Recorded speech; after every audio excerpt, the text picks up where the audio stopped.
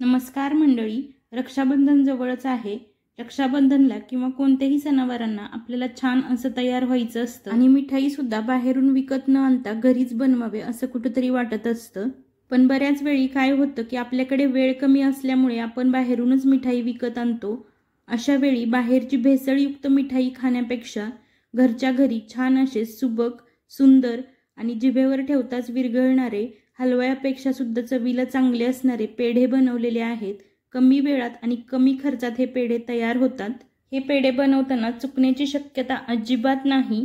एकदम सोपे आहेत, कोणीही अगदी सहज बनवू शकतो। चला मग सुरुवात करूयात। पण त्याआधी तुम्ही जर माझ्या YouTube चॅनलवर नवीन असाल तर आत्ताच सबस्क्राइब करा आणि या व्हिडिओला लाईक करायला अजिबात विसरू नका। चला मग सुरुवात करूयात।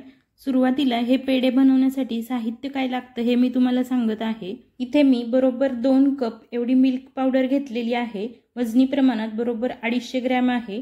त्यानंतर 1 कप फुल क्रीम म्हणजेच म्हशीचं दूध घेतलेलं आहे। हे दूध मी उकळून गार करून घेतलेलं आहे, यावरची साय काढलेली नाही। त्यानंतर अर्धा कप पिठी साखर घेतलेली आहे।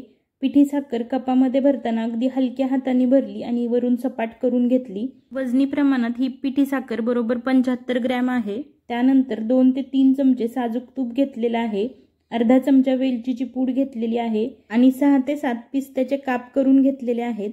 हे पूर्णपणे ऑप्शनल आहे, नसेल तुमच्याकडे नाही घातलेत तरी चालतील किंवा पिस्त्याच्या ऐवजी बदाम वापरलेत तरी सुद्धा चालेल। हे सर्व साहित्य मोजताना मी मेजरिंग कपने मोजलेलं आहे। तुमच्याकडे जर अशा प्रकारचे मेजरिंग कप्स नसतील तर घरातील कोणत्याही एखाद्या अशा प्रकारच्या स्टँडर्ड साईजच्या वाटीने तुम्ही मोजून घेतले साहित्य तरी सुद्धा चालेल। हा पेढा अगदी 15 ते 20 मिनिटांमध्ये तयार होतो। तो तयार करण्यासाठी एका कढईमध्ये मी 2 ते 3 चमचे साजूक तूप घेतलेलं आहे। हे तूप आता आपल्याला वितळवून घ्यायचं आहे। ही कढई अजून आपण गॅसवरती ठेवलेली नाही। तूप फक्त आपल्याला वितळून घ्यायचं आहे आणि कढई गॅसवरून खाली काढून घ्यायची। त्यानंतर वितळून घेतलेल्या तुपामध्ये 1 कप म्हशीचं दूध घालून घ्यायचं। त्यानंतर हे थोडंसं असं मिक्स करून घ्यायचं। म्हशीचं दूध मी इथे वापरलेलं आहे। दूध उकळून पूर्णपणे थंड करून घेतलेलं आहे। त्यानंतर यामध्ये मिल्क पावडर घालायची आहे। 2 कप मिल्क पावडरपैकी निम्मी मिल्क पावडर मी यामध्ये घातलेली आहे। आता ही मिल्क पावडर या दूध आणि तुपाच्या मिश्रणामध्ये चांगली मिक्स करून घ्यायची। शक्य तेवढ्या यामधल्या गुठळ्या फोडून घ्यायच्या। पुन्हा एकदा सांगते, लक्षात ठेवा इथे गरम दुधाचा वापर केलेला नाही किंवा कढई सुद्धा आपण गरम केलेली नाही। गार दुधामध्येच मिल्क पावडर घालून चांगली मिक्स करून घेतलेली आहे। बघू शकता मिल्क पावडरची एक बॅच यामध्ये चांगली मिक्स झालेली आहे। बऱ्यापैकी गुठळ्या मोडल्या गेलेल्या आहेत। त्यानंतर आता उरलेली मिल्क पावडर सुद्धा मी यामध्ये घालून घेत आहे। अशा प्रकारे बरोबर 2 कप मिल्क पावडर मी या दुधाच्या मिश्रणामध्ये घातली। आता ही सुद्धा चांगल्या प्रकारे मिक्स करून घ्यायची। यामधल्या सुद्धा गुठळ्या बऱ्यापैकी मोडून घ्यायच्या। व्हिडिओमध्ये तुम्ही बघू शकता 3 ते 4 मिनिट चांगलं मिक्स करून झाल्यानंतर या मिल्क पावडरच्या गुठळ्या बऱ्यापैकी मोडल्या गेलेल्या आहेत। उरलेल्या ज्या काही थोड्या गुठळ्या आहेत ते ज्या वेळेला आपण मिश्रण गरम करू त्यावेळेला त्या सुद्धा मोडून जातील। अशा प्रकारे मिल्क पावडर दुधामध्ये चांगली मिक्स करून घेतली। आता ही कढई गॅसवरती ठेवलेली आहे। गॅसची फ्लेम सुरुवातीला मध्यम ठेवायची आणि हे मिल्क पावडरचं जे मिश्रण आहे ते चांगलं हलवत राहायचं। व्हिडिओमध्ये तुम्ही बघू शकता अगदी 1 ते 1.5 मिनिटांमध्येच उरलेल्या सुद्धा सगळ्या गुठळ्या यामधल्या मोडल्या गेलेल्या आहेत। दूध आटवून त्यापासून खवा तयार करण्यामध्ये बराच असा वेळ जातो, त्यामुळे आपण इथे मिल्क पावडर पासूनच खवा बनवत आहोत।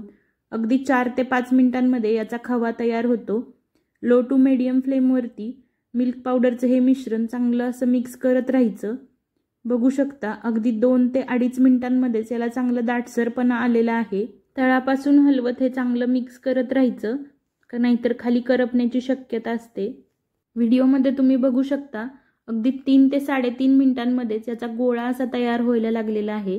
जसं की आपली कणिक असते त्याप्रमाणे याचा गोळा तयार होतो आणि हळूहळू हे जे मिश्रण आहे ते कढईला अजिबात चिकटत नाही। तुम्ही बघू शकता ज्यावेळी मी परतत आहे त्यावेळी हे कढईपासून पूर्णपणे सेपरेट होत आहे। सुरुवातीला जसा हा खवा कढईला चिकटत होता तसा आता चिकटत नाही, अगदी अलगद परतल्या जातोय। म्हणजेच की आपला इथे खवा व्यवस्थित असा तयार झालेला आहे। असंच अजून अर्धाच मिनिट मी हे परतून घेतलेलं आहे आणि त्यानंतर याचा गॅस बंद केला. म्हणजेच आत्तापर्यंत मी बरोबर 4.5 ते 5 मिनिट हे परतून घेतलेलं आहे. अशा प्रकारे अगदी 5 मिनिटांमध्येच मिल्क पावडरपासून आपण खवा बनवून घेतला. आता हे खव्याचं जे मिश्रण आहे ते आपल्याला पूर्णपणे थंड करून घ्यायचं आहे. त्यासाठी मी एका ताटामध्ये काढून घेत आहे. हे मिश्रण रूम टेम्परेचरला थंड करून घेणे गरजेचे आहे, कारण गरम मिश्रणामध्ये तुम्ही जर पिठी साखर घातली तर ती साखर विरघळली जाते आणि हे मिश्रण पातळ होण्याची शक्यता असते. त्यामुळे हे मिश्रण मी रूम टेम्परेचरला पूर्ण असं थंड करून घेतलेलं आहे. फॅन खाली थंड केले तरी सुद्धा चालेल. त्यानंतर यामध्ये अर्धा चमचा वेलचीची पावडर घालायची आणि अर्धा कप पिठी साखर घालायची. पिठी साखर वापरताना शक्यतो चाळून घ्या, कारण साखरेचे कण जर यामध्ये राहिले तर ते पेड्यामध्ये चावताना चांगले वाटणार नाहीत. त्यानंतर हे सगळं जे मिश्रण आहे ते हातानेच व्यवस्थित असं चांगलं मिक्स करून घ्यायचं. मी इथे अर्धा कप म्हणजेच 75 ग्रॅम पिठी साखर वापरलेली आहे. तुम्ही तुमच्या आवडीनुसार पिठी साखरेचं प्रमाण कमी किंवा जास्त करू शकता. इथे सांगितलेलं व्यवस्थित प्रमाण जर घेतलं आणि परफेक्ट टायमिंग जर मॅच केला तर शक्यतो हे पेढे बनवताना अजिबात चुकत नाहीत. तुम्हाला जर हे मिश्रण इथे थोडंसं असं पातळ किंवा सैलसर झाल्यासारखं वाटत असेल किंवा याचे पेढे जर वळता येणार नाहीत असं वाटत असेल तर हे मिश्रण फ्रीजमध्ये 20 ते 25 मिनिट किंवा अर्धा तास ठेवून त्यानंतर बाहेर काढून त्याचे पेढे वळून घेऊ शकता. किंवा 1-2 चमचे मिल्क पावडरचा यामध्ये वापर करून पुन्हा हे मिश्रण चांगलं मिक्स करून घेतलं तरी सुद्धा चालेल. अशा प्रकारे पेढे बनवण्यासाठी मिश्रण आपलं तयार आहे. आता दोन्ही हातांना चांगलं तूप लावून घ्यायचं. त्यानंतर सगळे पेढे एकसारख्या आकाराचे व्हावेत त्यासाठी मी इथे एक छोटासा चमचा घेतलेला आहे. त्या चमच्याला सुद्धा असं छान तूप लावून घ्यायचं. त्यानंतर तयार मिश्रणातून चमच्याने असं मिश्रण काढून घ्यायचं. त्यानंतर हातावर छान असा याचा गोळा बनवून घ्यायचा आणि थोडासा असा चपटा करून घ्यायचा. व्हिडिओमध्ये तुम्ही इथे बघू शकता. त्यानंतर त्यावरती पिस्त्याचा काप लावून घ्यायचा. किती छान दिसतोय हा पेढा बघू शकता तुम्ही. आता आणखी एक पेढा बनवताना दाखवत आहे.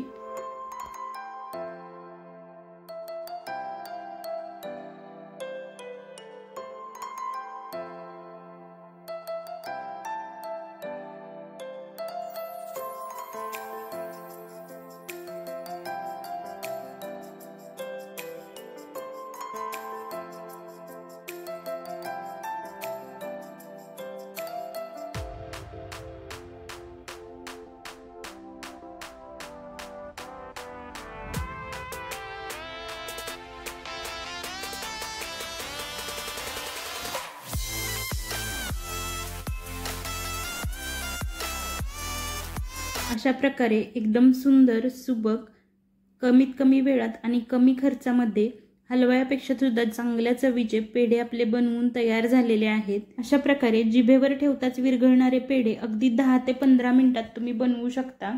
या रक्षाबंधनला तुम्ही सुद्धा बनवून बघा. हे पेढे एखाद्या डब्यामध्ये भरून फ्रीजमध्ये जर ठेवले तर 8 ते 10 दिवस आरामात टिकतात. एवढ्या प्रमाणामध्ये माझे बरोबर 25 ते 26 पेढे तयार झाले होते, पण बनवताना माझ्या मुलाने यामधले 1-2 पेढे खाल्ले. अशा प्रकारे न चुकता अगदी 10 ते 15 मिनिटांमध्ये तुम्ही सुद्धा घरच्या घरी असा हा इन्स्टंट पेढा बनवू शकता. चवीला सुद्धा एवढा छान लागतो की कोणाला समजणार सुद्धा नाही की तुम्ही हा पेढा घरी बनवलेला आहे. आता यामधला एक पेढा तुम्हाला कट करून सुद्धा दाखवते. याचं टेक्स्चर बघू शकता किती छान आलेलं आहे. तेवढाच हाच पेढा चवीला सुद्धा चांगला झालेला होता. अशाच प्रकारे तुम्ही सुद्धा या रक्षाबंधनला नक्की हे पेढे बनवून बघा. आवडले तर लाईक करा, माझ्या यूट्यूब चॅनलला सबस्क्राईब करा आणि कसे वाटले हे मला कमेंट करून सांगायला अजिबात विसरू नका. ही रेसिपी तुमच्या मित्रमैत्रिणी आणि फॅमिलीसोबत शेअर करा. Thanks for watching.